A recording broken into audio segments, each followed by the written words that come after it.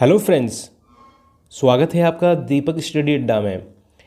इस वीडियो में मैं लगभग 100 क्वेश्चंस के आसपास कवर करूंगा, जिसमें क्या है कुछ क्वेश्चंस पॉलिटी के, कुछ करंट अफेयर्स के, कुछ पर्यावरण के, कुछ हिस्ट्री के, कुछ ज्योग्राफी के होंगे।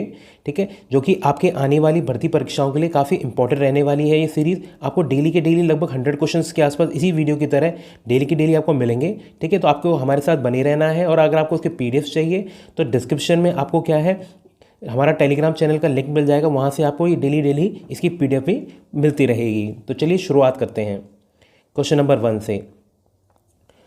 2020 का नोबेल पुरस्कार चिकित्सा के क्षेत्र में किसे दिया गया था? तो 2020 का नोबेल पुरस्कार जो चिकित्सा के क्षेत्र में दिया गया था वो मिल था माइकल हाउटन जो कि ब्रिटेन के हैं, हार्वे अल्टर जो कि अमेरिका से हैं, और चार्ल्स राइस जो वो भी अमेरिका के हैं। ठीक है, और किस लिए मिला था? हेपेटाइटिस सी वायरस की खोज के लिए। ठीक है, तो 3 जने हैं ये, Michael Houghton, Harvey Alter, Charles Rice, hepatitis C virus की खोज के लिए। ठीक है, आगे देखते हैं। 2020 का नोबेल पुरस्कार शांति के क्षेत्र में किसे दिया गया था? तो वर्ल्ड फूड प्रोग्राम को प्रभावित क्षेत्रों में भुखमरी से लड़ने व शांति कायम करने से जुड़े सराहनीय कार्यों के चलते शांति पुरस्कार दिया गया था। ठीक है, तो नोबेल पुरस्कार शांति के क्षेत्र में, वर्ल्ड फूड प्रोग्राम। ठीक है, आगे देखते हैं। 2020 का नोबेल पुरस्कार रसायन के क्षेत्र में, केमिस्ट्री के क्षेत्र में किसे दिया गया था? तो ये दिया गया था इमैनुअल कार्पेंटियर जो कि फ्रांस के हैं, जेनिफर ए डाउडना जो कि अमेरिका के हैं। और किस लिए दिया गया था? जीनोम एडिटिंग की पद्धति विकसित करने के लिए इन्हें ये पुरस्कार से सम्मानित किया गया था। ठीक है, तो केमिस्ट्री से किसको दिया गया था? इमैनुअल कार्पेंटियर, जेनिफर ए डाउडना। ठीक है, फ्रांस और अमेरिका से। आगे देखते हैं। लिटरेचर, साहित्य के क्षेत्र में किसे दिया गया था? तो लुईस ग्लक को जो कि अमेरिका से हैं, इनको उनकी बेमिसाल काव्यात्मक आवाज़ के लिए इन्हें इस सम्मान से नवाजा गया था। तो लिटरेचर के क्षेत्र में लुईस ग्लक अमेरिका से। ठीक है, आगे देखते हैं। नेक्स्ट है इसमें फिजिक्स। 2020 का फिजिक्स का नोबेल पुरस्कार, फिजिक्स में नोबेल पुरस्कार किसके दिया गया था? पहले हैं रॉजर पेनरोज UK से, Reinhard गेंजल Germany, Andrea Ghez America से। ठीक है, ब्लैक होल की खोज के लिए इन तीनों को मिला था, रॉजर पेनरोज, रेनहार्ड गेंजल और एंड्रिया गेज। ठीक है, फिजिक्स के क्षेत्र में। नेक्स्ट है इकोनॉमिक साइंस यानी कि अर्थशास्त्र के क्षेत्र में मिला था अमेरिका के पॉल मिलग्रोम, अमेरिका के रॉबर्ट बी विल्सन और पॉल R मिलग्रोम को, जो कि दोनों के दोनों अमेरिका के हैं, इनको ये नोबेल पुरस्कार अर्थशास्त्र के क्षेत्र में 2020 का मिला था। ठीक है, आगे देखते हैं। भारत का पहला जेंडर पार्क केरल के किस शहर में स्थापित किया जाएगा? तो पहला जेंडर पार्क है ये केरल के कोझिकोड जिले में, कोझिकोड शहर में स्थापित किया जाएगा। ठीक है, तो 2 तरीके से पूछ सकता है आपसे, या तो आपसे स्टेट पूछ लेगा तो स्टेट तो केरल है, और अगर आपसे शहर पूछे तो कोझिकोड। ठीक है, तो पहला जेंडर पार्क केरल में। ठीक है, नेक्स्ट है पहला फायर पार्क है उड़ीसा। ठीक, पहला फायर पार्क उड़ीसा, पहला जेंडर पार्क कोझिकोड। ठीक है, हाल ही में रामलिंगेश्वर पार्क का उद्घाटन कहाँ किया गया है? तो रामलिंगेश्वर पार्क का उद्घाटन उड़ीसा में किया गया है। ठीक है, तो देखो कोई भी चीज़ क्या है, जैसे जनवरी 2020 से लेकर ये क्या है फरवरी 2021 तक के सारे करंट अफेयर्स में इनमें शामिल कर रहा हूँ। तो जितना भी कोई भी चीज़ अगर पहली बार हुई है तो वो क्या है काफ़ी इंपॉर्टेंट होने वाली है एग्ज़ाम के लिए। जैसे पहली बार ये कहाँ पे हुआ, पहला जेंडर पार्क कहाँ पे बना, पहला क्या है फायर पार्क कहाँ बना, पहला टायर पार्क कहाँ बना। ठीक है ना, तो ये इस तरह के क्वेश्चन भी आपको देखने को आपके एग्जाम में मिलेंगे। ठीक है, तो आगे देखते हैं। भारत का पहला इंडोर स्काई पार्क कहाँ स्थापित किया जाएगा? तो कुफरी में भारत का पहला इंडोर स्की पार्क स्थापित किया जाएगा। ठीक है, भारत का पहला डॉग पार्क, तो भारत का पहला डॉग पार्क क्या है चंडीगढ़ में स्थापित किया जाएगा। ठीक है, नेक्स्ट है ग्लोबल इनोवेशन इंडेक्स यानी कि वैश्विक नवाचार सूचकांक 2020 में भारत का कौन सा स्थान रहा है? तो 48वां। ठीक है, अगर 2020 की बात करें तो 48वें स्थान पर भारत इस रैंकिंग में रहा था, और अगर 2019 की बात करें तो 52वें पायदान पे था भारत। ठीक है, और प्रथम स्थान पे स्विट्जरलैंड। ठीक है ना, तो वैश्विक नवाचार सूचकांक 48वें स्थान पे भारत रहा है 2020 में, और 2019 की बात करें तो 52वें पायदान पे था, और प्रथम स्थान पे पूछे तो स्विट्जरलैंड। ठीक है, आगे देखते हैं। वैश्विक आतंकवाद सूचकांक यानी कि ग्लोबल टेररिज्म इंडेक्स में 2020 के हिसाब से भारत का कौन सा स्थान रहा है? तो अफगानिस्तान तो पहले स्थान पे है, और इंडिया की बात करें तो 8वें स्थान पे। इंडिया क्या है? 8वें स्थान पे 2020 में रहा है। नेक्स्ट है ह्यूमन कैपिटल इंडेक्स यानी कि मानव पूंजी सूचकांक में भारत कौन से स्थान पर रहा है 2020 में? तो 2020 में भारत 116 स्थान पर रहा है, और प्रथम स्थान पर है सिंगापुर। ठीक है, तो मानव पूंजी सूचकांक 2020 के हिसाब से भारत 116 स्थान पर और प्रथम स्थान पर सिंगापुर। ठीक है, आगे देखते हैं। किताब अमेजिंग अयोध्या, अमेजिंग अयोध्या किताब किसके द्वारा लिखी गई है? तो ये लिखी गई है नीना राय द्वारा। नीना राय द्वारा अमेजिंग अयोध्या नामक किताब लिखी गई है। ठीक है, तो देखो बुक से रिलेटेड भी क्वेश्चन आपको देखने को मिलते हैं कि फलानी फलानी किताब किसके द्वारा लिखी गई है, तो ये आपको भी पता होना चाहिए। तो मैं सब टाइप के क्वेश्चंस कवर कर रहा हूँ। ठीक है, तो वीडियो को एंड तक ज़रूर देखें, बिल्कुल भी स्किप ना करें। आगे देखते हैं। किताब आई एम नो मसीहा किसके द्वारा लिखी गई है? तो ये लिखी गई है मीना अय्यर द्वारा, और ये किसकी ऑटोबायोग्राफी है? सोनू सूद की, जो एक्टर भारतीय बॉलीवुड फिल्म में सोनू सूद एक्टर हैं। ठीक है, उनकी ये ऑटोबायोग्राफी है, और ये किसके साथ लिखी गई है? साथ में मीना अय्यर द्वारा। ठीक है, नेक्स्ट है किताब अ सॉन्ग ऑफ इंडिया।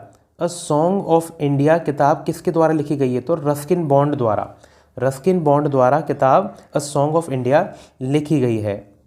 आगे देखते हैं। किताब सगी बेन किसके द्वारा लिखी गई है? सगी बेन को क्या है, वर्ष 2020 का बुकर प्राइज़ भी दिया गया है। ठीक है, तो यह काफ़ी इंपॉर्टेंट हो सकता है एग्जाम के लिए। तो किताब सगी बेन डगलस स्टुअर्ट द्वारा लिखी गई है। ठीक है, तो डगलस स्टुअर्ट को 2020 का बुकर पुरस्कार से इन्हें सम्मानित किया गया है। ठीक है, आगे देखते हैं। हाल ही में सेल की steel authority of India limited के नए अध्यक्ष के रूप में किसने कार्यभार संभाला है? तो सोमा मंडल ने। सोमा मंडल ने सेल के नए अध्यक्ष के रूप में कार्यभार संभाला है। ठीक है, रेलवे बोर्ड के नए चेयरमैन कौन बने हैं? तो सुनीत शर्मा। सुनीत शर्मा को रेलवे बोर्ड का अध्यक्ष और सीईओ बनाया गया है। ठीक है, तो रेलवे बोर्ड के नए चेयरमैन कौन है? सुनीत शर्मा, और पहले कौन थे? वीके यादव। ठीक है, नेक्स्ट देख लेते हैं। मध्य प्रदेश के होशंगाबाद शहर का नाम बदलकर क्या किया जाएगा? नर्मदापुरम। नर्मदापुरम, तो मध्य प्रदेश के होशंगाबाद का नाम बदलकर नर्मदापुरम रखा जाएगा। आगे देख लेते हैं। पुरुषों की अंतर्राष्ट्रीय मैच में तीसरे एम्पायर के रूप में कार्य करने वाली पहली महिला कौन बनी है? Third umpire. ठीक है, तो वेस्ट इंडीज़ की जैकलिन विलियम्स। वेस्ट इंडीज़ की जैकलिन विलियम्स को पुरुषों के अंतर्राष्ट्रीय क्रिकेट मैच में थर्ड एम्पायर की भूमिका निभाने वाली ये पहली महिला बनी है। ये 43 वर्षीय हैं। उन्होंने वेस्ट इंडीज़ और आयरलैंड के बीच में पहले T20 मुकाबले में ये उपलब्धि हासिल की है। और ये कहाँ से हैं? West Indies, Jacqueline Williams. ठीक है, तो ये पहली महिला है जो कि क्या है, थर्ड एम्पायर के रूप में ये इन्होंने कार्य किया है। ठीक है, आगे देख लेते हैं। और अगर पहले महिला एम्पायर की बात करें तो पहली महिला अंपायर वनडे में कौन रही हैं? ऑस्ट्रेलिया की क्लेयर पोलोसैक। ऑस्ट्रेलिया की पहली जो है पहली अंपायर जो पुरुषों के वनडे मैच में रही हैं अंपायर, ठीक है, वो तो है ऑस्ट्रेलिया की क्लेयर पोलोसैक। इन्होंने पुरुष एक दिवसीय अंतर्राष्ट्रीय क्रिकेट मैच में अंपायरिंग करने वाली पहली महिला अंपायर की उपलब्धि हासिल की है। ठीक है, तो इससे पहला क्या था? वो थर्ड एम्पायर था। ठीक है, और अगर हम इसकी बात करें महिला रेफरी की, तो महिला मैच रेफरी जो पहली बनी है वो इंडिया की GS लक्ष्मी बनी है। GS लक्ष्मी। ठीक है, तो GS लक्ष्मी पहली रेफरी हैं, पहली महिला एम्पायर हैं क्लेयर पोलोसेक, और पहली आपको मैं थर्ड एम्पायर आपको बता चुका हूँ। नेक्स्ट है IPL 2020 का खिताब किस टीम ने जीता था? तो मुंबई इंडियंस ने IPL 2020 के फाइनल में दिल्ली कैपिटल्स को 5 विकेट से हराकर अपना रिकॉर्ड बढ़ाकर 5वां IPL खिताब जीता है। तो देखो इसमें 2-3 आपको क्वेश्चन मिल गए। तो इन्होंने किसको हराया था? दिल्ली कैपिटल को फाइनल में हराया था। और कितनी बार ये जीत चुके हैं IPL? 5 बार। ठीक है, आगे देख लेते हैं। इसी में IPL 2020 में मैक्सिमम रन KL राहुल ने बनाए थे। आप इसका स्क्रीनशॉट ले लीजिए। Maximum run KL Rahul Kings 11 Punjab के। Maximum wicket Kagiso Rabada Delhi Capital. Player of the series Jofra Archer Rajasthan Royals से। Man of the match final में ट्रेंट बोल्ट। सबसे मूल्यवान खिलाड़ी जोफ्रा आर्चर। उभरते हुए खिलाड़ी Devdutt Padikkal. Fair play award Mumbai Indians. ठीक है, लास्ट इसी में है कि शाहजहां, दुबई और अबू धाबी 3 जगह पे ये मैच हुए थे। ठीक है ना, IPL 2020 का आयोजन शाहजहां, दुबई और अबू धाबी में हुआ था। ठीक है, आगे देख लेते हैं। वर्ष 2020 की ऑस्ट्रियाई ग्रैंड प्रिक्स किसने जीती? यहाँ पे कैसे नहीं, किसने है, किसने जीती है। ठीक है, किसने जीती है। ठीक है, तो देखो जितनी भी क्या है ग्रैंड प्रिक्स हुई हैं 2020 का, मैं पूरी की पूरी आपको समरी प्रोवाइड कर देता हूँ ताकि आप इसके साथ के साथ नोट्स बनाते चलें। ठीक है, तो मैं क्या है यहाँ पे प्लेयर के हिसाब से इनको डिस्ट्रीब्यूट कर रहा हूँ। तो सबसे पहले है वोल्टेरी बोटास, ये फिनलैंड के हैं। इन्होंने जीती है ऑस्ट्रियाई ग्रैंड प्रिक्स और रूसी ग्रैंड प्रिक्स। ठीक है, तो वोल्टेरी बोटास फिनलैंड से हैं। ठीक है, तो ये भी पूछ लेता है कि वोल्टेरी बोटास का संबंध किस खेल से है और ये किस क्या है कंट्री से हैं? तो फिनलैंड से हैं। और ये क्या है फॉर्मूला 1 रेसिंग में पार्टिसिपेट करते हैं। ऑस्ट्रियाई ग्रैंड प्रिक्स और रूसी ग्रैंड प्रिक्स। ठीक है, वोल्टेरी बोटास। लुइस हैमिल्टन, तो लुइस हैमिल्टन ने काफ़ी सारी जीते हैं। तो इनके अलावा जो बाकी हैं उनको हम देख लेते हैं। तो अब ऑटोमेटिकली क्या है लुइस हैमिल्टन की हमें याद हो जाएंगी। ठीक है, तो पियरे गैली फ्रांस से हैं। इन्होंने इटालियन ग्रैंड प्रिक्स जीती है। और सर्जियो पेरेज मैक्सिको से हैं। इन्होंने क्या है सखीर ग्रैंड प्रिक्स जीती है। और बाकी की जो है बची कुची वो सारी की सारी क्या है लुइस हैमिल्टन ने जीती है। ठीक है, तो ये लुइस हैमिल्टन की इतनी सारी याद करने के बजाय हम बाकियों को याद कर लें तो क्या है हमें ऑटोमेटिकली हम पहचान सकेंगे कि कौन सी किसकी है। ठीक है, तो पहली थी वोल्टेरी बोटास, ये फिनलैंड से हैं। ऑस्ट्रेलिया नहीं है, ऑस्ट्रियाई है। तो ऑस्ट्रियाई ग्रैंड प्रिक्स और रूसी ग्रैंड प्रिक्स वोल्टेरी बोटास। ठीक है, और पियरे गैली फ्रांस से है। इन्होंने इटालियन ग्रैंड प्रिक्स जीती है। और सर्जियो पेरेज मैक्सिको से हैं। इन्होंने सखीर ग्रैंड प्रिक्स जीती है। ठीक है, और बाकी की सारी इन्होंने जीती हैं UK के लुइस हैमिल्टन ने। ठीक है, आप इसका स्क्रीनशॉट ले लीजिए। पहला वोल्टेरी बोटास, ठीक है, उसके बाद लुइस हैमिल्टन, ठीक है, उसके बाद पियरे गैली फ्रांस से, और नेक्स्ट है सर्जियो पेरेज मैक्सिको से। ठीक है, नेक्स्ट है 2020 का ऑस्ट्रेलियन ओपन टेनिस टूर्नामेंट का खिताब किसने जीता है? तो ये मेलबर्न में 108वां एडिशन है ऑस्ट्रेलियन ओपन टेनिस का। अगर मेल की बात करें तो नोवाक जोकोविच जो कि सर्बिया से हैं, उन्होंने डोमिनिक थीम ऑस्ट्रिया के प्लेयर को हराया है। ठीक है, यह नोवाक के लिए 8वां ऑस्ट्रेलियन ओपन खिताब है और कुल मिलाकर उन्होंने 17 ग्रैंड स्लैम जीत चुके हैं ये। और फीमेल की बात करें तो सोफिया कैनन, ये US की हैं। इन्होंने गरबाइन मुगुरुजा स्पेन की खिलाड़ी को हराया है। ठीक है, तो ये सोफिया कैनन के लिए पहला ग्रैंड स्लैम खिताब है। ठीक है, तो मेल और फीमेल दोनों से क्वेश्चन बन सकते हैं। तो मेल की बात करें ऑस्ट्रेलिया ओपन के लिए तो नोवाक जोकोविच, इन्होंने किनको हराया? ऑस्ट्रिया के डोमिनिक थीम को। और फीमेल में Sophia cannon Garbine Muguruza Spain की खिलाड़ी को उन्होंने हराया है। ठीक है, आगे देख लेते हैं। किस राज्य में दुनिया का सबसे बड़ा खिलौना संग्रहालय बनाया जा रहा है? गुजरात में। दुनिया का सबसे बड़ा खिलौना संग्रहालय कहाँ बनाया जा रहा है? गुजरात में। ठीक है, नेक्स्ट क्वेश्चन है फ्रेंच ओपन 2020 जो कि 124वां संस्करण है, इनका खिताब किसने जीता है? तो राफेल नडाल स्पेन के खिलाड़ी हैं। इन्होंने फ्रेंच का ये खिताब जीता है, फ्रेंच ओपन का। उन्होंने नोवाक जोकोविच सर्बिया के खिलाड़ी को हराया है। ये नडाल का 13वां फ्रेंच ओपन है और कुल मिलाकर उन्होंने 20 ग्रैंड स्लैम जीते हैं। ठीक है, अगर फीमेल की बात करें तो पोलैंड की खिलाड़ी ईगा स्वियातेक पोलैंड की खिलाड़ी हैं। इन्होंने यूएस की सोफिया केनिन को हराया है। ठीक है, ये इनका क्या है, पहला ग्रैंड स्लैम खिताब है। ठीक, आगे देख लेते हैं। भारत की पहली लिथियम रिफाइनरी कहाँ स्थापित की जाएगी, तो गुजरात में। ठीक है, तो पहला खिलौना संग्रहालय वो भी गुजरात में और लिथियम रिफाइनरी ये भी गुजरात में। ठीक है, आगे देख लेते हैं। ओला ने किस राज्य में दुनिया का सबसे बड़ा स्कूटर कारखाना स्थापित करने की घोषणा की है, तमिलनाडु में। ठीक है, तो ओला ने किस राज्य में दुनिया का सबसे बड़ा स्कूटर कारखाना स्थापित करने की घोषणा की है, तमिलनाडु में।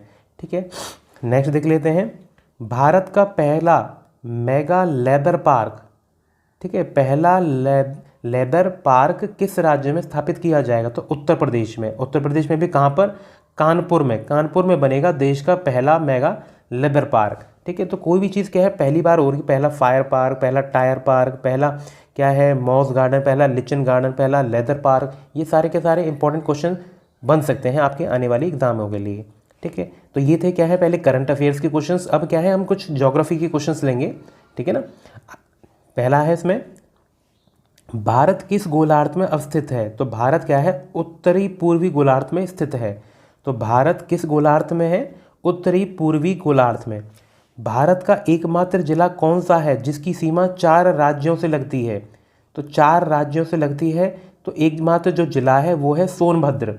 सोनभद्र भारत का एकमात्र जिला है जो कि मध्य प्रदेश, छत्तीसगढ़, झारखंड और बिहार 4 राज्यों से इसकी सीमा लगी हुई है।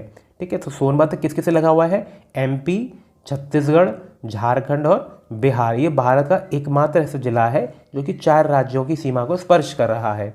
ठीक है, भारत का उत्तर से दक्षिण तक का विस्तार कितना किलोमीटर का है, 3214 किलोमीटर, 3214 किलोमीटर। ठीक है, उत्तर से दक्षिण। ठीक है ना, तो उत्तर से दक्षिण कितना विस्तार है, 3214 किलोमीटर। और पूर्व से पश्चिम की बात करें तो 2933 किलोमीटर, 2933 किलोमीटर क्या है पूर्व से पश्चिम तक का विस्तार है भारत का। ठीक है, आगे देख लेते हैं। भारत की स्थल सीमा लंबाई कितनी है, स्थल सीमा तो 15,200 किलोमीटर। स्थल सीमा लंबाई कितनी है, 15,200। और तटीय भाग की लंबाई कितनी है, तो तटीय भाग की लंबाई 7,516 किलोमीटर है, 0.6, 7,516.6 किलोमीटर। अगर मुख्य भूमि के तटीय भाग की बात करें तो 6100। ठीक है ना, तो जो पहली वाली मैंने बात करी थी इसमें क्या है जो द्वीप समूह हैं उनकी बाउंड्रीज को भी क्या है इसमें ऐड किया हुआ है। और जो ये 6100 है ये जो इंडिया की लैंड है उसमें जो तटीय भाग है उसकी लंबाई है 6100। ठीक है ना, आगे देख लेते हैं। कर्क रेखा और मानक समय रेखा भारत के में कहाँ पर एक दूसरे को काटती हैं।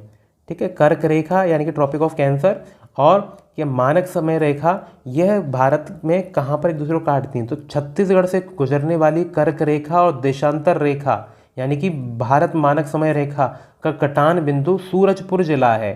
छत्तीसगढ़ में सूरजपुर जिला है जहाँ पर कर्क रेखा और मानक समय रेखा आपस में एक दूसरे को काटती हैं। ठीक है, भारत का मानक समय रेखा कहाँ से होकर गुजरती है, प्रयागराज के निकट नैनी से, प्रयागराज से निकट नैनी से। ठीक है, तो देखो ज्योग्राफी के जो जो इंपॉर्टेंट क्वेश्चन बन सकते हैं हम एक एक टाइप उठा के अभी देखो हम भौगोलिक स्थिति के ऊपर डिस्कस कर रहे हैं। नेक्स्ट में क्या है थोड़ा मिस क्वेश्चन लेंगे, जैसे कुछ बांध से रिलेटेड हो गए, कुछ पोर्ट से रिलेटेड हो गए, कुछ पड़ोसी देशों से रिलेटेड हो गए, कुछ पहाड़ों से, कुछ नदियों से रिलेटेड हो गए। जो भी इंडिया के इंपॉर्टेंट भूगोल से रिलेटेड क्वेश्चन बन सकते हैं जो ज़्यादातर एग्जाम में पूछे जाते हैं हम सब एक एक करके कवर करेंगे। ठीक है, नेक्स्ट है भारत का मानक समय का देशांतर क्या है, तो 82.5 पूर्वी देशांतर। भारत का जो मानक समय का देशांतर है वो कितना है 82.5 पूर्वी देशांतर जो कि इलाहाबाद के निकट नैनी से गुजरती है। ठीक है, इसको भारत का मानक समय माना गया है। ठीक है, आगे देख लेते हैं। भारत का मानक समय 82.5 पूर्वी देशांतर किन राज्यों से होकर गुजरता है, तो कौन कौन से राज्य हैं? उत्तर प्रदेश, मध्य प्रदेश, उड़ीसा, छत्तीसगढ़ और आंध्र प्रदेश। ठीक है, तो 82.5 पूर्वी देशांतर उत्तर प्रदेश, मध्य प्रदेश, उड़ीसा, छत्तीसगढ़ और आंध्र प्रदेश से होकर गुजरती है। तो 1 2 3 4 5 राज्यों से होकर ये गुजरती है। ठीक है, नेक्स्ट देख लेते हैं। सरदार सरोवर बांध किस नदी पर स्थित है? तो नर्मदा नदी पर, गुजरात में। सरदार सरोवर बांध नर्मदा नदी पर स्थित है, गुजरात में।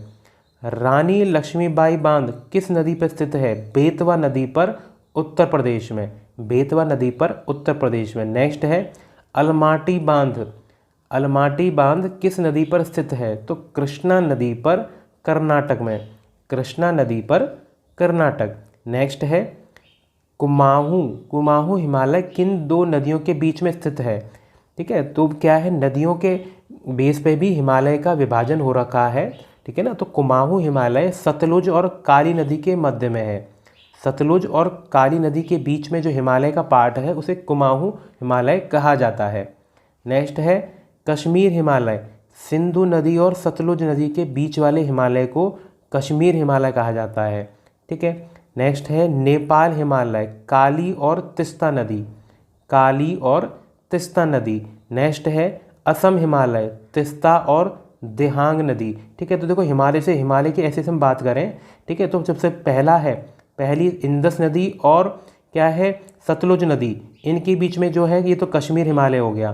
ठीक है, नेक्स्ट है फिर जो सतलुज नदी है, सतलुज और फिर काली नदी, इसके बीच को कहते हैं कुमाऊं हिमालय। कुमाऊं हिमालय। फिर क्या है, काली नदी और तिस्ता नदी, इसके बीच में आता है नेपाल हिमालय। ठीक है, फिर तिस्ता नदी और दिहांग नदी, लास्ट में दिहांग नदी, इसके बीच में आता है आसाम हिमालय। तो ये 4 हिस्सों में क्या है, इस तरह से विभाजित है। तो सबसे पहला है इंडस नदी यानी कि सिंधु नदी और सतलुज नदी, फिर सतलुज नदी और काली नदी, फिर काली नदी और तिस्ता नदी, फिर तिस्ता नदी और दिहांग नदी। ठीक है, तो इस आधार पे क्या है, हिमालय को नदियों के आधार पे 4 हिस्सों में बांटा गया है। ठीक है, आगे देख लेते हैं। लैमाटोल की पहाड़ी किस राज्य में स्थित है? तो मणिपुर में। ठीक है, तो इससे आगे कुछ इंपॉर्टेंट क्वेश्चन बन सकते हैं आपके लिए। अरुणाचल प्रदेश, ऐसे क्वेश्चन आता है कि पटकोई बूम पहाड़ी कहाँ पर है? अरुणाचल प्रदेश में। नागा हिल्स, नागा पहाड़ियाँ कहाँ पर हैं? नागालैंड। लैमाटोल पहाड़ियाँ कहाँ पर हैं? मणिपुर में। मिज़ो पहाड़ियाँ कहाँ पर हैं? मिज़ोरम में। गारो खासी जयंतिया पहाड़ियाँ कहाँ पर हैं? मेघालय में। ठीक है, तो काफ़ी इंपॉर्टेंट क्वेश्चन है ये। तो और जो ये गारो खासी जयंतिया हैं, वहाँ की स्थानीय जातियों, जनजातियों के बेस पर ये पहाड़ियों के नाम हैं। ठीक है, नेक्स्ट है माउंट एवरेस्ट को नेपाल में किस नाम से जाना जाता है? तो देखो माउंट एवरेस्ट को तिब्बती लोग तो चोमोलंगमा कहते हैं और नेपाली लोग सागर माथा नाम से जानते हैं। ठीक है, तो माउंट एवरेस्ट को नेपाल में तो क्या है, सागर माथा कहते हैं और तिब्बती लोग चोमोलंगमा कहते हैं। ठीक है, तो ये थे क्या है, ज्योग्राफी के इंपॉर्टेंट क्वेश्चंस। इससे आगे हम कुछ क्वेश्चंस क्या है अब हिस्ट्री के लेंगे। ठीक है, तो देखो जो जो इंपॉर्टेंट क्या है, देखो जैसे पर्यावरण हो गया, geography, history, current affairs, polity. ठीक है, जो जो इंपॉर्टेंट क्वेश्चन बन सकते हैं हमारे क्या है, धीरे धीरे क्या है, सारे एक एक वीडियो के माध्यम से कवर करेंगे। अब डेली के डेली इन वीडियो को देखते चले, लगभग 100 क्वेश्चंस हम डेली कवर करेंगे ताकि आपका क्या है, जल्दी जल्दी रिवीजन हो सके। ठीक है, तो सबसे पहला क्वेश्चन है भारतीय राष्ट्रीय कांग्रेस की स्थापना कब हुई थी? तो 28 दिसंबर 1885 को INC यानी कि भारतीय राष्ट्रीय कांग्रेस का गठन गोकुलदास तेजपाल संस्कृत स्कूल बॉम्बे में किया गया था। तो देखो स्कूल का नाम भी आपको पता होना चाहिए, तो गोकुलदास तेजपाल संस्कृत स्कूल। ठीक है, और क्या है, इसकी अध्यक्षता WC बनर्जी ने की थी। तो पहली अध्यक्षता किसने की थी? WC बनर्जी ने। 32 प्रतिनिधियों ने भाग लिया था और गठन की मुख्य भूमिका किसने निभाई थी? एहो ह्यूम ने। तो इंडियन नेशनल कांग्रेस की स्थापना किसने की थी? एहो ह्यूम ने 1885 में 28 दिसंबर। और पहली अध्यक्षता किसने की थी? WC बनर्जी ने। और कहाँ पर? बम्बई के तेजपाल संस्कृत स्कूल में, और 72 प्रतिनिधियों ने इसमें भाग लिया था। ठीक है, इसके बाद क्या है, तो सबसे पहला है तो भारतीय राष्ट्रीय कांग्रेस के पहले अध्यक्ष बोमेश चंद्र बनर्जी बने थे। ठीक है, तो पहले अध्यक्ष कौन थे? बोमेश चंद्र बनर्जी। ठीक है, तो और कांग्रेस का पहला अधिवेशन मुंबई में दिसंबर 1885 में किया गया था। ठीक, ऐसे क्वेश्चन आता है, महात्मा गांधी ने कब अध्यक्षता की थी? 1924 में बेलगाम अधिवेशन में। 1924 में बेलगाम अधिवेशन में महात्मा गांधी जी ने अध्यक्षता की थी। कांग्रेस की पहली महिला अध्यक्ष कौन थी? Shrimati Annie Besant. पहली अध्यक्ष महिला श्रीमती एनी बेसेंट थी। ठीक है, आगे देख लेते हैं। कांग्रेस की पहली भारतीय महिला अध्यक्ष श्रीमती सरोजिनी नायडू। कांग्रेस का अध्यक्ष बनने वाले पहले अंग्रेज जॉर्ज यूल थे। ठीक है, कांग्रेस के पहले मुस्लिम अध्यक्ष बदरुद्दीन तैयब जी थे। कांग्रेस के पहले मुस्लिम अध्यक्ष बदरुद्दीन तैयब जी थे। इसी में आगे, भारतीय आज़ादी के समय कांग्रेस के अध्यक्ष कौन थे? आचार्य जे.बी. कृपलानी। आचार्य जे.बी. कृपलानी क्या है? भारत की आज़ादी के समय कांग्रेस के अध्यक्ष थे। ठीक है, आगे देख लेते हैं। स्वराज मेरा जन्मसिद्ध अधिकार है और मैं इसे लेकर रहूंगा, यह नारा किसके द्वारा दिया गया था? तो बाल गंगाधर तिलक। इन्हें लोकमान्य के नाम से भी जाना जाता है। इन्होंने 1916 में होम रूल लीग की स्थापना की थी। तो होम रूल की स्थापना किसने की थी? 1916 में बाल गंगाधर तिलक ने। इन्होंने गीता रहस्य नामक क्या है पुस्तक भी लिखी है। ठीक है, गीता रहस्य नामक पुस्तक भी इन्होंने लिखी थी। इन्होंने बाल गंगाधर तिलक ने। बंगाल विभाजन की घोषणा कब हुई? तो प्रशासनिक सुविधा के लिए 1905 में। किसके द्वारा? Lord Curzon. 1905 में लॉर्ड कर्जन द्वारा बंगाल विभाजन। ठीक है, आगे देख लेते हैं। वंदे मातरम की रचना किसने की है? वंदे मातरम की रचना बंकिम चंद्र चटर्जी ने की थी। ठीक है, और इनका प्रसिद्ध उपन्यास आनंद मठ में था। आनंद मठ था, उसमें ये था लिखा हुआ। ठीक है, भारत का राष्ट्रीय गीत वंदे मातरम सर्वप्रथम 1896 में गाया गया था। तो सर्वप्रथम 1896 में। इनका अंग्रेजी अनुवाद अरविंद घोष ने किया था। वंदे मातरम का अंग्रेजी अनुवाद क्या है? अरविंद घोष ने किया था। और राष्ट्रीय गीत, देखो राष्ट्रीय गीत और राष्ट्रगान में अंतर है। राष्ट्रगान तो जनगण मन हो गया, जिनको क्या है रविन्द्रनाथ टैगोर ने लिखा था। लेकिन ये राष्ट्रीय गीत कौन सा है? वंदे मातरम। किन्होंने लिखा है? बंकिम चंद्र चटर्जी ने। और इनका गायन समय कितना है? 52 सेकेंड। 52 सेकेंड। ठीक है, आगे देख लेते हैं।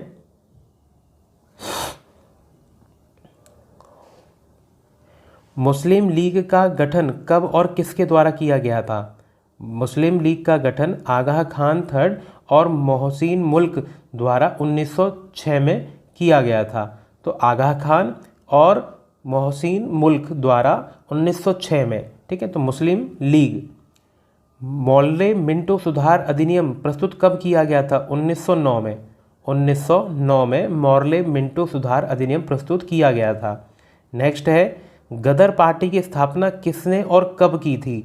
तो लाला हरदयाल ने। लाला हरदयाल ने 1913 में गदर आंदोलन शुरू किया था। और गदर पार्टी के संस्थापक अध्यक्ष कौन थे पहले? इनके सरदार सोहन सिंह भाकना। सरदार सोहन सिंह भाकना।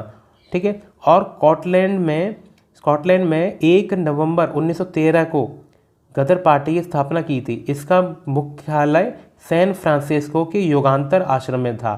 ठीक है, सैन फ्रांसिस्को से का संबंध गदर पार्टी से है। लाला हरदयाल और सरदार सोहन सिंह भाकना इसके मुख्य नेता थे। आगे देख लेते हैं। होम रूल आंदोलन की शुरुआत कब की गई थी? तो 1916 में तिलक ने की थी, पूना में। ठीक है, इसमें स्वराज की मांग की गई थी। और सितंबर 1916 में एनी बेसेंट ने होम रूल आंदोलन शुरू किया था और इसका मुख्यालय मद्रास के पास था। ठीक है, तो देखो दो जनों ने किया था होम रूल आंदोलन। तो जो तिलक ने किया था, उन्होंने बाल गंगाधर तिलक जी ने, उन्होंने 1916 में अप्रैल में किया था पूना में। ठीक है, और मद्रास वाला एनी बेसेंट ने। ठीक, नेक्स्ट है, चरमपंथी और नरमपंथी दोनों क्या है नेता एक साथ दोबारा कब हुए थे? तो 1916 में। देखो 1907 में तो सूरत अधिवेशन में ये क्या है मॉडरेट और एक्सट्रीमिस्ट दोनों अलग अलग हुए थे। चरमपंथी और नरमपंथी दोनों तरह के नेता 1907 में सूरत अधिवेशन में सेपरेट हो गए थे। और 1916 में लखनऊ अधिवेशन में जिनकी क्या है अध्यक्षता अंबिका चरण मौजूमदार ने की थी, वहाँ पर ये दोनों गुट क्या है साथ में इकट्ठे हो गए थे। ठीक है, तो 1907 में तो अलग अलग हुए और 1916 में ज्वाइन हो गए इकट्ठे। ठीक है, और 1907 वाला जो अधिवेशन था वो सूरत में था और 1916 वाला कांग्रेस में था। ठीक है, आगे देख लेते हैं। 3 जो मुख्य सत्याग्रह और आंदोलन जो पूछा जाता है कि चंपारण सत्याग्रह कब हुआ था? 1917 में। खेड़ा सत्याग्रह 1917।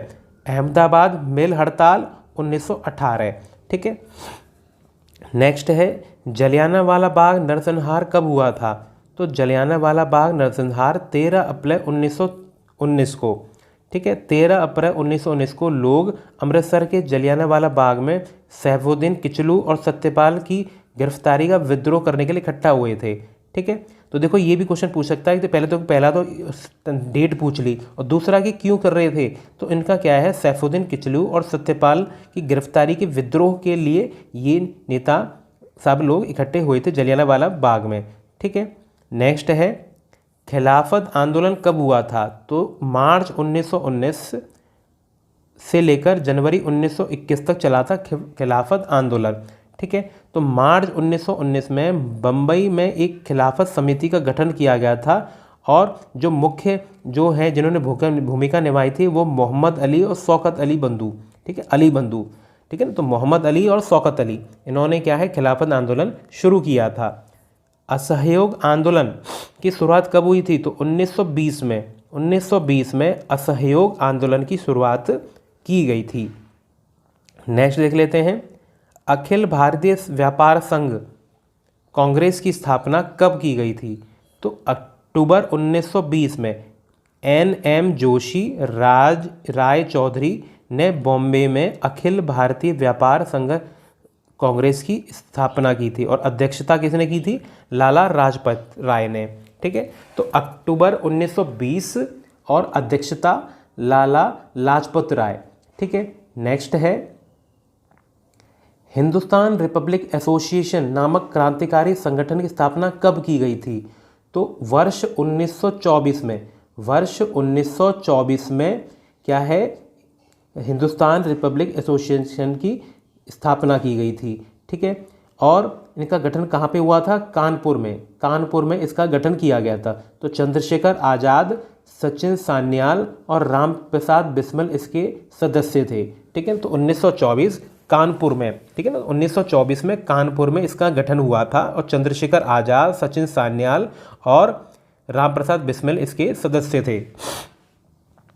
ठीक है, नेक्स्ट है 1928 में किस स्थान पर हिंदुस्तान सोशलिस्ट, पहले में सोशलिस्ट नहीं था, इसमें क्या है सोशलिस्ट रिपब्लिक एसोसिएशन का गठन किया गया था 1928 में। 1924 में तो हिंदुस्तान रिपब्लिक एसोसिएशन था और 1928 में हिंदुस्तान सोशलिस्ट रिपब्लिक एसोसिएशन है। ठीक है, तो क्या है इसके बारे में देख लेते हैं। वर्ष 1928 में चंद्रशेखर आज़ाद के नेतृत्व में दिल्ली के फिरोज शाह कोटला मैदान में हिंदुस्तान रिपब्लिक एसोसिएशन का नाम बदलकर हिंदुस्तान सोशलिस्ट रिपब्लिकन एसोसिएशन नाम इसका रख दिया गया था, जिसका उद्देश्य भारत में एक समाजवादी गणतंत्रवादी राज्य की स्थापना करना था। ठीक है, तो 1928 में चंद्रशेखर आज़ाद की नेतृत्व में। ठीक है, नेक्स्ट है काकोरी रेल डकैती कब हुई थी? तो 9 अगस्त 1925। ठीक है, तो इस षड्यंत्र में राम प्रसाद बिस्मिल, राजेंद्र लाहिड़ी, रोशनलाल और अशफाकुल्ला खान को फांसी की सज़ा दी गई थी। तो 9 अगस्त 1925। ठीक है, तो इस तरह से क्वेश्चन भी आ जाता है कि अशफाकुल्ला खान का किस क्या है षड्यंत्र से उनका कनेक्शन है? तो काकोरी रेल डकैती। तो 9 अगस्त 1925। ठीक है, आगे देख लेते हैं। भगत सिंह, राजगुरु और सुखदेव को लाहौर षड्यंत्र मामले में फांसी की सजा कब दी गई थी? 23 मार्च 1931। 23 मार्च 1931। साइमन कमीशन कब तो बनाया गया और कब क्या है भारत आया? ठीक है, तो 8 नवंबर 1927 को बनाया गया और ये 3 फरवरी 1928 को भारत पहुंचा था। ठीक है, 3 फरवरी 1928। ठीक है, नेक्स्ट है सर्वेंट ऑफ इंडियन सोसाइटी की स्थापना किसने की थी? तो गोपाल कृष्ण गोखले ने 1905 में। आत्मीय सभा की स्थापना किसने की थी? तो राजा राममोहन रॉय ने 1815 में। ठीक है, तो servant of Indian society Gopal Krishna Gokhale 1905 और आत्मीय सभा की स्थापना राजा राममोहन रॉय ने 1815 में। ठीक है, नेक्स्ट देख लेते हैं। देखो, तो ये थे अब तक क्या है हिस्ट्री के क्वेश्चन। अब कुछ क्वेश्चन क्या है पॉलिटी के हम कवर करेंगे। हमारे देश में अब तक कितनी बार आपातकाल लगा है? तो हमारे देश में अब तक क्या है 3 बार आपातकाल लग चुका है। ठीक है, और आपातकाल की घोषणा कौन करता है? राष्ट्रपति। नेक्स्ट है, संविधान के किस अनुच्छेद द्वारा अस्पृश्यता का अंत कर दिया गया है? अनुच्छेद 17। अनुच्छेद 17 द्वारा, अनुच्छेद 17 द्वारा संविधान में अस्पृश्यता का अंत कर दिया गया है। संसद के 3 अंग कौन कौन से होते हैं? राज्यसभा, लोकसभा, राष्ट्रपति। ठीक है, तो संसद के 3 अंग कौन से हैं? राष्ट्रपति, लोकसभा और राज्यसभा। तो इन तीनों का कनेक्शन किस किस आर्टिकल में इनके बारे में जिक्र है ये भी आपको पता होना चाहिए। ठीक है, तो देखो इसका है क्या है, मैंने एक ट्रिक है सरला करके, सरला। ठीक है, तो 79, 80 और 81 इस तरह से याद कर सकते हैं आप। तो स से है संसद, तो 79 आर्टिकल जो अनुच्छेद है वो संसद से रिलेटेड है। र से है राष्ट्रपति। ठीक है, र से है राष्ट्रपति, तो ये हो गया 80। ठीक, और नेक्स्ट है लोकसभा, तो ये है 81, आर्टिकल 81। ठीक है ना, आगे देख लेते हैं। शून्यकाल का समय कब से कब तक रहता है? तो शून्यकाल का समय 12 से 1 बजे तक के बीच में रहता है, 1 घंटे का। ठीक है, नेक्स्ट है, मूल कर्तव्य को किस संशोधन द्वारा संविधान में शामिल किया गया था? तो 42वां संशोधन, 42वां संविधान संशोधन द्वारा क्या है मूल कर्तव्यों को संविधान में शामिल किया गया था। विश्व में किस देश का संविधान सबसे बड़ा लिखित संविधान है? भारत का। भारत का संविधान विश्व का सबसे बड़ा लिखित संविधान है और इसका निर्माण करने में कितना समय लगा था? 2 वर्ष 11 महीने 18 दिन। 2 वर्ष 11 महीने 18 दिन। नेक्स्ट देख लेते हैं। भीमराव अंबेडकर ने संविधान की आत्मा किसे कहा है? तो संवैधानिक उपचारों के अधिकारों को। ठीक है, और ये किस आर्टिकल में है? आर्टिकल 32। आर्टिकल 32। ठीक है, तो भीमराव अंबेडकर ने संविधान की आत्मा किसे कहा है? आर्टिकल 32 को, जिसमें क्या है संवैधानिक उपचारों के अधिकारों का वर्णन है। नेक्स्ट है, मौलिक कर्तव्य का वर्णन किस अनुच्छेद में है? तो अनुच्छेद 51 क। अनुच्छेद 51 क में मौलिक कर्तव्यों का वर्णन है। नेक्स्ट देख लेते हैं। संविधान के किस संशोधन द्वारा मतदान के लिए आयु 21 वर्ष से घटाकर 18 वर्ष कर दी गई? तो 61वां संविधान संशोधन। संविधान के किस संशोधन द्वारा संपत्ति के मौलिक अधिकार को समाप्त कर दिया गया? अब क्या है, ये लीगल राइट रह गया है, फंडामेंटल राइट नहीं रहा। तो 44वां संविधान संशोधन। तो संविधान के किस भाग में पंचायती राज की व्यवस्था की गई है? भाग 9 में। भाग 9 में पंचायती राज की व्यवस्था की गई है। ठीक है, नीति निर्देशक सिद्धांतों के अंतर्गत पंचायती राज प्रणाली की व्यवस्था की गई है। ठीक है, तो ये क्वेश्चन नहीं है। नीति निर्देशक सिद्धांत के अंतर्गत पंचायती राज प्रणाली की व्यवस्था की गई है, तो भाग 9। नेक्स्ट है, भारतीय संविधान के किस भाग में नगर पालिकाओं के संबंधित प्रावधान है? तो भाग 9 क। भाग 9 क में नगर पालिकाओं के संबंधित प्रावधान है। ठीक है, संविधान के किस भाग में ग्राम पंचायतों की स्थापना की बात कही गई है? भाग 4 में। भाग 4 में ग्राम पंचायतों की स्थापना की बात कही गई है। भारतीय संविधान का कौन सा अनुच्छेद राज्य सरकारों को ग्राम पंचायतों को संगठित करने की निर्देशितता देता है? अनुच्छेद 40।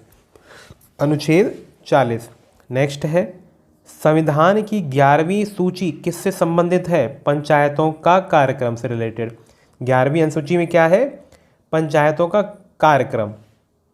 नेक्स्ट है, 73वां संविधान संशोधन किससे संबंधित है? पंचायती राज। 73rd अमेंडमेंट जो है वो पंचायती राज से रिलेटेड है। किस संवैधानिक संशोधन द्वारा पंचायती राज संस्थानों को संवैधानिक दर्जा प्रदान किया गया था? तो 73वां। ठीक है, नेक्स्ट देख लेते हैं। और 73वां जो संशोधन था इसके द्वारा संविधान में 11वीं अनुसूची को ऐड किया गया था। ठीक है, 11वीं अनुसूची को ऐड किया गया था। नेक्स्ट है जो 73वां संशोधन था उसमें पंचायती राज संस्थानों को कितने कार्य सौंपे गए हैं? 29। तो ये भी पूछ लेता है कि कितने इनके सब्जेक्ट्स हैं, कितने इनके विषय हैं जिन पर इन्होंने कार्य करना है, तो 29। ठीक है, 11वीं अनुसूची इसके द्वारा ऐड की गई थी 73वें संशोधन द्वारा। नेक्स्ट देख लेते हैं 73वां जो संविधान संशोधन के द्वारा पंचायती राज संस्थाओं के में अध्यक्ष के कम से कम कितने पद महिलाओं के लिए आरक्षित हैं? 1/3। ठीक है, ऐसे क्वेश्चन पूछ लेता है तो किस संस्था में महिलाओं के लिए क्या है पद आरक्षित हैं? तो ये है पंचायती राज संस्थाओं में 73वें संविधान संशोधन द्वारा इनको ये क्या है आरक्षण प्रदान किया गया था। ठीक है, अब कुछ क्वेश्चन क्या है हम पर्यावरण के देख लेते हैं। कार्बन टैक्स लगाने वाला पहला देश कौन सा है? न्यूजीलैंड। कार्बन टैक्स सबसे पहली बार किसने लगाया है? न्यूजीलैंड ने।